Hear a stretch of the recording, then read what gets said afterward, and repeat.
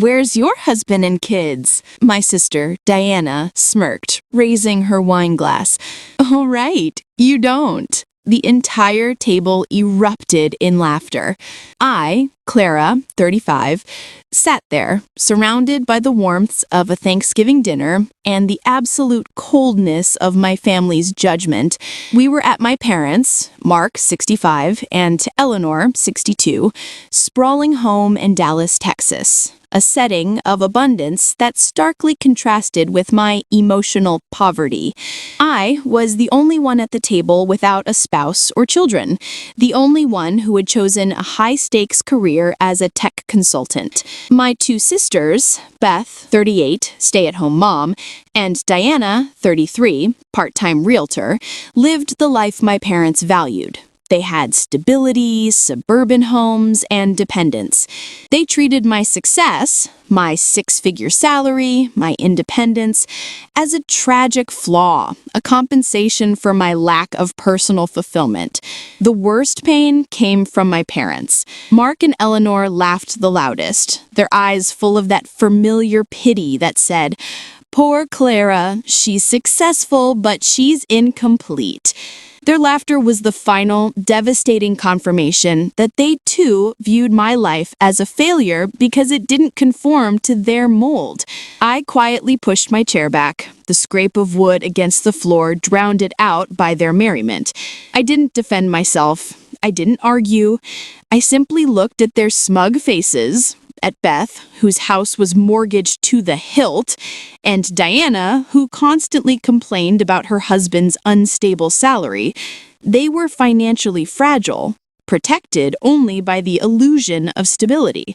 In that moment of perfect humiliation, I made a silent, concrete vow. They mocked my single status, but I would use my unburdened income and my expertise in finance to achieve a financial dominance so absolute that their entire perfect world would eventually crumble and become entirely dependent on me.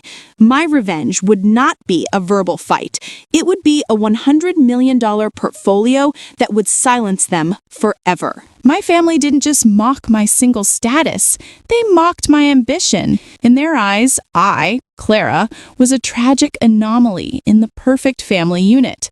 My parents, Mark and Eleanor, fostered an environment where domestic success was the only true measure of worth. My older sister, Beth, 38, and my younger sister, Diana, 33, were the perfect molds. Beth lived in a sprawling, overmortgaged suburban home in Dallas, dedicated to raising her 3 children. Diana played the charming part-time realtor, her life centered on her handsome, high-earning husband. They, the perfect ones, were constantly praised. I, the tech consultant, who was generating wealth and independence, was the perennial object of their pity. My independence wasn't accidental. It was a choice, hardened by their incessant judgment. I hadn't married young because I saw how easily my sisters became financially dependent on their husbands and eventually my parents. I funneled every spare dollar into my career and my personal investments. I lived far below my means, refusing to purchase a large house or expensive car, maximizing my capital accumulation.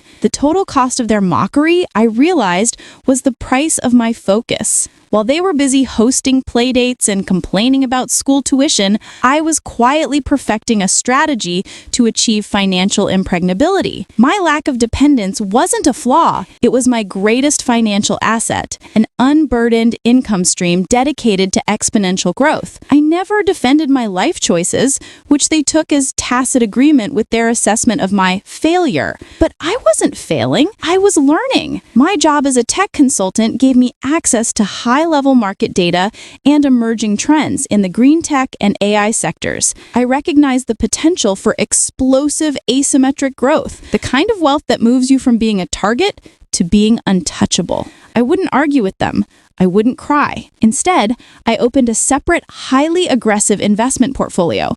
My goal was simple, quantified, and driven by the cold memory of their laughter. Achieve a net worth of $100 million before my 40th birthday. That, quantified, single-minded focus, born from their cruelty, would be the only reply I ever needed to deliver. The laughter of my family, particularly the cruel toast from Diana and the amusement of my parents, Mark and Eleanor, was not an insult.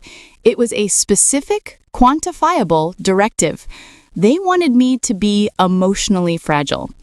I, Clara, a tech consultant, chose to become financially formidable. I took the entire emotional energy from that Thanksgiving table and poured it into my career.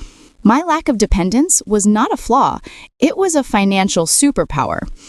While my sisters, Beth and Diana, were dealing with mortgage payments, childcare, and tuition fees, my entire income was free to invest aggressively. I didn't choose safe mutual funds. I leveraged my high-level access to market data in Dallas to identify an emerging, high-risk, high-reward niche, green AI infrastructure. This was the ultimate contrarian move, an area my conservative parents would never touch. I liquidated a significant portion of my safe savings, taking a huge calculated risk, and funneled my unburdened salary into this sector.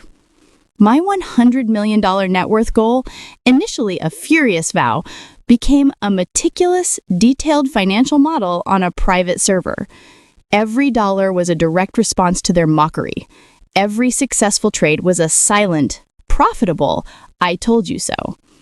While I was silently building this financial fortress, my sisters were meticulously maintaining their suburban illusion.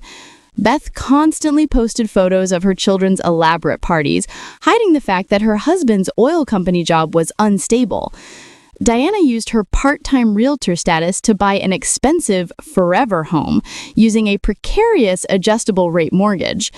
They were living the high-interest, high-debt, high-stress lifestyle, the exact opposite of my disciplined, low-leverage growth. The irony was perfect. They had everything society told them to want, but their lives were built on sand. My life, lacking the traditional external markers of success, was built on pure, unburdened capital. The separation between us was no longer just emotional. It was a chasm of financial philosophy. The market was about to shift, and that shift would expose the fragility of their perfect lives. My aggressive, focused investment strategy in green AI infrastructure began to pay off spectacularly. I, Clara, didn't tell a soul. My net worth quietly surged past the initial $10 million mark, then $20 million, all while I maintained my image as the tragically single tech consultant in Dallas. Meanwhile, the economic stability my sisters, Beth and Diana, relied on began to erode. They were living on the high-debt, high-leverage side of the economy, precisely the opposite of my conservative spending and aggressive investing model. The crisis began with Beth. Her husband, a mid-level executive in the regional oil sector, lost his job during an industry slump. Their sprawling suburban home was financed with an interest-only mortgage that was suddenly unaffordable. The illusion of her perfect life, the extravagant parties, the expensive private schools for her 3 children, began to collapse. Beth's social media posts continued the charade, but the content shifted, no longer showing new cars, but passive-aggressive calls for financial advice, subtly directed at our parents, Mark and Eleanor. Then came Diana. Her husband, who ran a small construction company, was hit hard by rising material costs and canceled contracts. Their dream house, purchased at the peak of the market with a risky adjustable rate mortgage, was now underwater. Diana, the one who delivered the cruelest mockery at Thanksgiving, was facing foreclosure. The weight of their daughters' collapsing lives landed directly on Mark and Eleanor. They were forced to tap into their retirement savings to make Beth's mortgage payments and assist Diana's husband with business shortfalls. Their attempts to maintain the stability of their perfect daughters, the daughters who gave them grandchildren, were draining their own security. I watched silently from the periphery, collecting data. I knew their financial health was deteriorating rapidly, and I predicted the inevitable consequence, their need for a massive immediate bailout. I was not a liability. I was about to become their only asset. The market shift I, Clara, had strategically observed and capitalized on finally created the inevitable collision. My highly profitable, aggressive investment in green AI infrastructure meant I had silently achieved financial supremacy. My sisters, Beth and Diana, were in a panic, their perfect suburban lives built on high-interest debt rapidly unraveling. The pressure on my parents, Mark and Eleanor, became unbearable. They had used their own retirement funds to keep Beth's mortgage current and bail out Diana's husband's failing construction business. They were desperate, and their desperation led them to their own ruin. My father, Mark, in a disastrous attempt to recoup the losses, invested a substantial chunk of their remaining retirement savings into a highly volatile, speculative crypto fund that was aggressively marketed to retired engineers. The fund collapsed, wiping out Eleanor's entire savings and leaving their own financial security entirely exposed. The $100 million I had silently accumulated was now their only lifeline. They contacted me, demanding a private meeting, their voices stripped of the condescending amusement they displayed at Thanksgiving. We met at a public, neutral cafe near my Dallas office. They didn't lead with an apology for 22 years of mocking. They led with a demand veiled as a family obligation. "Clara, we need your help," Eleanor whispered, clutching her purse. "We are facing a crisis. We've lost everything. We need you to make a significant investment into our retirement portfolio, immediately. We need about $5 million to stabilize us and help the girls." $5 million, I repeated, letting the number sink in. "You want me to invest $5 million of my unburdened capital into the lives you mocked me for not having?" Robert, his face pale, tried to use the language of finance. "It's a necessary family investment, Clara. You're the one with the high-risk appetite. You owe it to your parents to ensure their security and your sisters' families." The hypocrisy was perfect. They had laughed at my single status, yet now the entire stability of their precious, perfect family unit rested on the financial fortress I built specifically to be free of them. They had finally come to worship at the altar of the wealth they deemed tragic. The setting was crucial. I, Clara, now 40, insisted on meeting Mark and Eleanor at my new private office in downtown Dallas. This wasn't just an office. It was the command center of my financial fortress, housed in a high-rise with panoramic views. They were ushered in, looking disoriented. They saw the understated luxury, the lack of clutter, the evidence of a life dedicated to high-level finance, not domestic chaos. The question of the $5 million bailout hung heavy in the air. Before we discuss the $5 million family investment, I think we should clarify my current financial situation, I began, my voice calm and professional. I opened a file on my massive display screen. Not a spreadsheet, but a clean, minimalist portfolio summary. I pointed to the final number. 3 years ago, when Diana delivered her toast, I poured my entire unburdened capital into a high-risk sector I identified. My independence allowed me to take that risk. As of today, the valuation of my portfolio, primarily my stake in green AI infrastructure, is exactly $158 million. The number hit them like a physical blow. Their faces, Mark, the retired engineer, and Eleanor, the homemaker, went utterly slack. They had expected me to be worth a few million. They had no concept of this magnitude. $158 million, I repeated, letting the terrifying magnitude of the number sink in. Your initial request for $5 million represents only 3.1% of my total net worth. I closed the screen and met their eyes. You came here to ask the woman you deemed incomplete to stabilize the perfect lives of your favored daughters and rescue your own failed retirement scheme? You mocked my single status, but that single focus and unburdened income allowed me to amass a fortune that could buy and sell the combined assets of your entire family several times over. I drew a deep breath. The answer to your request is no. I will not invest $5 million into your failed retirement scheme. That would be fiscally irresponsible, and I earned this money by being fiscally ruthless.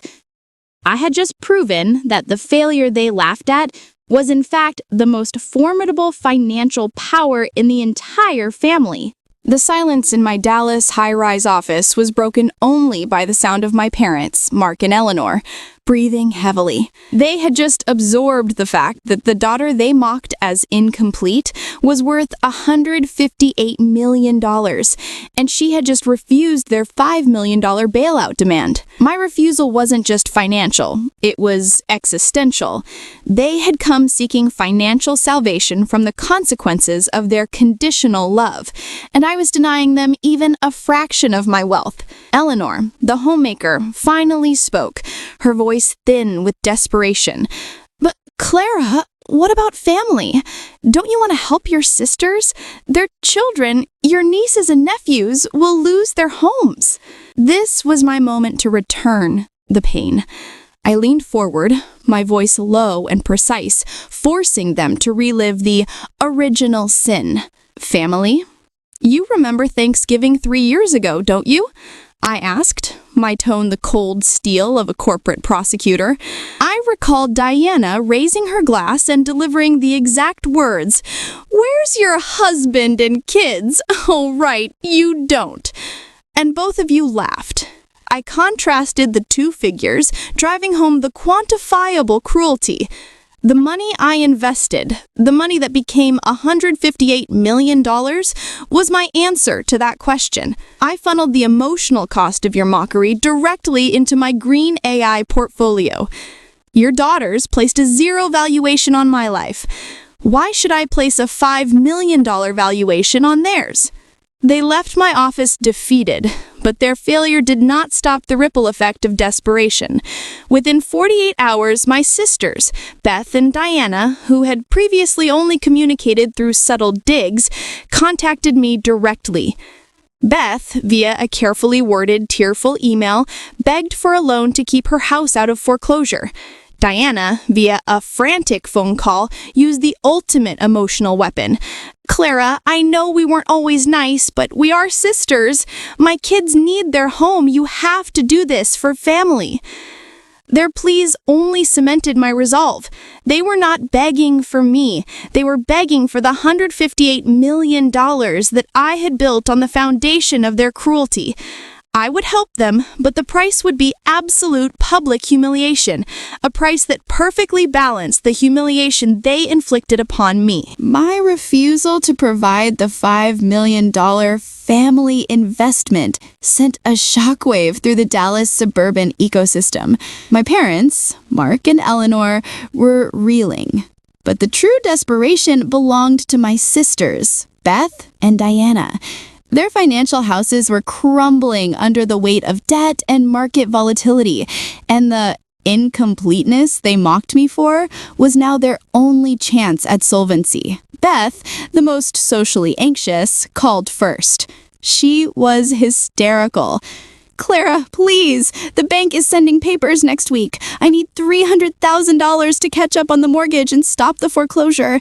You have $158 million. Don't let my children lose their home." She didn't offer a genuine apology, only a transactional plea based on my vast wealth. Diana, the cruelest mocker, was more strategic but equally desperate. "Look, I know what I said at Thanksgiving was mean, but we are blood. I'll pay you back. I just need a $450,000 loan to refinance my husband's business debt and save the house. Isn't this what family is for?" Their combined request, $750,000, was less than half of 1% of my portfolio, but I wouldn't give them a cent without exacting a specific, humiliating price.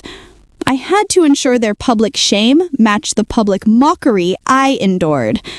I organized a single meeting at a neutral location, a high-end, glass-walled restaurant in downtown Dallas, where they were guaranteed to be seen by their peers.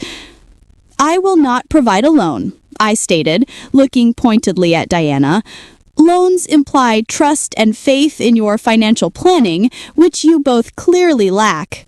I will, however, provide the funds needed to stabilize your homes, but only under the structure of an ironclad contract." My terms were designed to humiliate them publicly and permanently. Full repayment of my bailout. They must repay the principal over 10 years at a rate slightly below market, a concession to ensure they don't default. The public acknowledgement: at the next major family gathering, they must execute a specific pre-written toast that publicly thanks me for my financial success and acknowledges their dependence on my hard work and sacrifice. The affidavit of conduct. They must sign a private affidavit acknowledging their financial mismanagement and the specific cruel verbal mockery from Thanksgiving 3 years ago, providing me with permanent leverage. They stared at the documents, realizing they were trading their dignity for their house keys. The humiliation was perfect. The meeting with my sisters, Beth and Diana, at the high-end restaurant in Dallas concluded with their signatures. They agreed to my terms, trading their dignity for the combined $750,000 bailout needed to stabilize their mortgages and save their suburban homes. I, Clara, finalized the agreements with my attorney. The contract stipulated a clear repayment schedule and, crucially, 2 non-financial clauses that were the true price of the deal: the affidavit of conduct and the public acknowledgement clause. The affidavit was signed in front of a notary.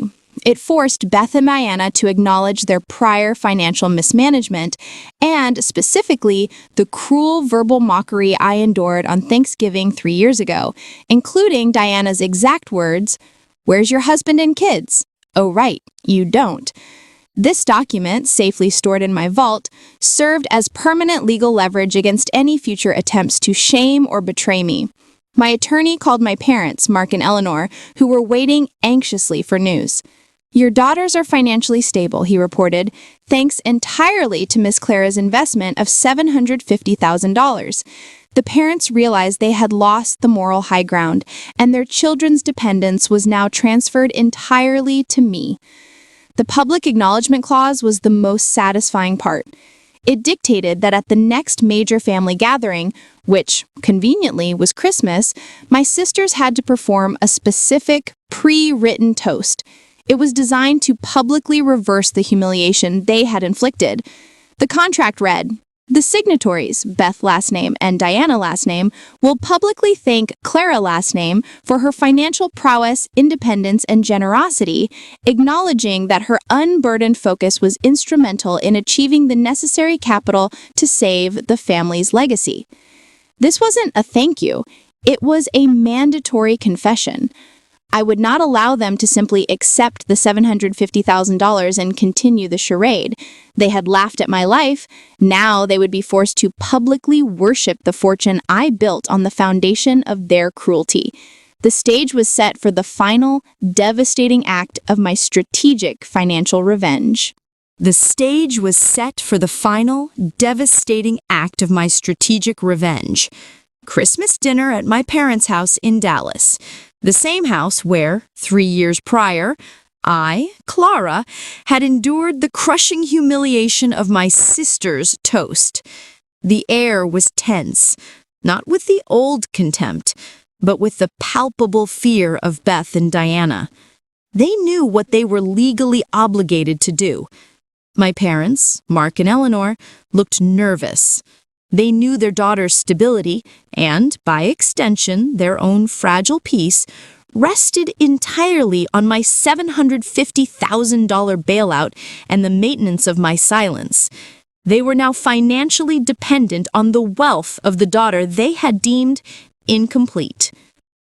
As the main course ended, I gave a small, almost imperceptible nod to my sisters. They exchanged a look of utter defeat. Diana, the primary mocker, stood up first, raising a glass with a hand that visibly trembled. Her voice, usually loud and confident, was flat and rehearsed. I want to make a special toast this year.